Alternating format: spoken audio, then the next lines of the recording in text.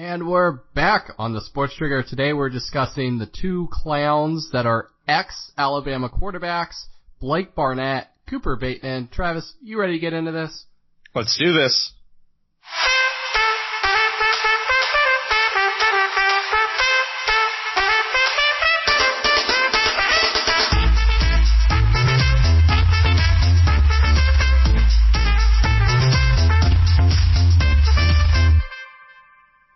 Welcome back, everyone. Travis, this news really breaking today in the last few days. Two clowns. I mean, why would you ever say something like this unless you're just a disgruntled QBs who didn't get the job, wasn't picked by Nick Saban, and you got Barnett and this other guy. I keep forgetting his name. It doesn't really matter anymore, but who didn't win out the QB job, and now they're complaining, saying Nick Saban misportrayed the QB race to him. What do you think about that?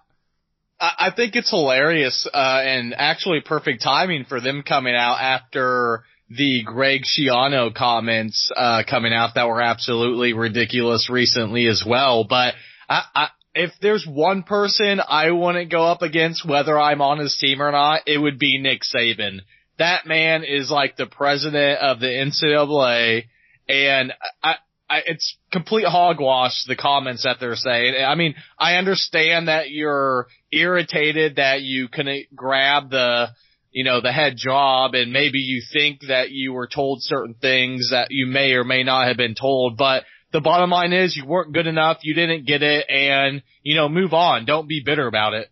This takes me back to our earlier episode of, we're discussing whether college athletes deserve more. And we're talking about how high school athletes are built up and saying like, oh, you guys are great, you guys are the best, nothing ever bad gets, said to them while they're in high school. And then all of a sudden they get into, their 5-star recruits, I forget which one was actually a former number 1 QB recruit. And then all of a sudden Saban's like, oh yeah, well you might start, I don't know, and then all of a sudden the job gets taken from him. So now they're like all, pissed off, and they're like, oh shoot man, like that's not what he said. And now, you know what, even better, now they're at Arizona State and one's at Utah, and both of them aren't even labeled the starters right now either. So Right, yeah. They're absolutely coming across as just some whining babies, to be honest. Some whining, disgruntled babies who have always had things handed to them, have always had people say, oh, you're the greatest, and all of a sudden the first sighting of somebody saying, oh, you guys aren't the best, you guys aren't winning this job, they're gone. Just absolutely gone.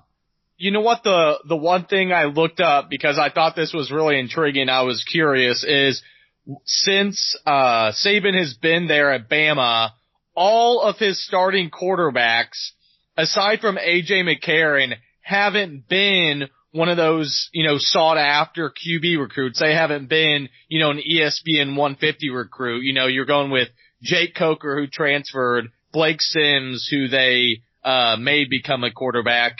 I said A.J. McCarron, Greg McElroy, and then even going back to John Parker Wilson when Saban first got there. I mean, I think that's the main thing to look at here, too, is Saban obviously will get these top-tier QB recruits, but maybe, just because you're number 1, number 2, as these two QBs are that left the program, doesn't mean you're going to get the starting role.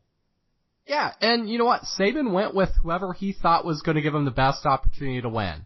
So, you're looking at all these other teams, and maybe at wideout, Alabama didn't have an amazing wideout crew last year either. So he was probably sitting there thinking, okay, yeah, if we go the standard slot or the standard behind the center, under the center QB, we might struggle a little bit. And if you watch a lot of their games, they did struggle to run a normal offense. A lot of plays were made with Jalen's feet.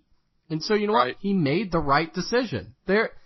And in fact, against Clemson, there's no way they're even probably, he had that long run towards the end of the game to let them regain the lead. There's no way that happens if it's another one of the quarterbacks. Yeah, you take away the feet of Jalen Hurts, and you can probably argue that they could have lost another game I still think they would have gotten the playoffs, but maybe, they wouldn't have been as productive as they were last year. Yeah, and that's the big beef I have is, Saban, if you're going to a school like Alabama, there's other high quality talent, and if you don't produce, don't perform, you're not going to get picked up. And you know what? Tough luck. And even worse, a lot of people were bashing Jalen because he couldn't throw the ball that well last year. Towards the end of the year, he had great stats. He was still rookie or freshman of the year. Freshman. SEC. In SEC. So great. He obviously had a great year, but then people are bashing his throwing. Why not tough it out and try and win the job the second year? Now at the same time, if they had enough confidence saying, "Oh, we're going to make it the second year," then they wouldn't have transferred so quick. But instead, they cut ties quick, and a lot of the articles I'm reading on, they said they based it on if they cut out early enough, like they did, then they'd be eligible the next year. So that's why they did it. So that's the one smart move they did. But then they kind of took it all back by bashing Saban over all this.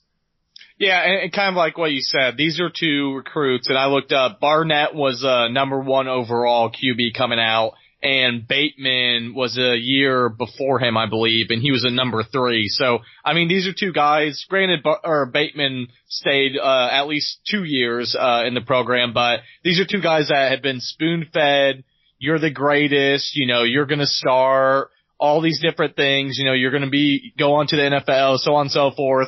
And then when they don't get it their way, they just whine and complain, and then they don't try to tough it out and try to compete for the job.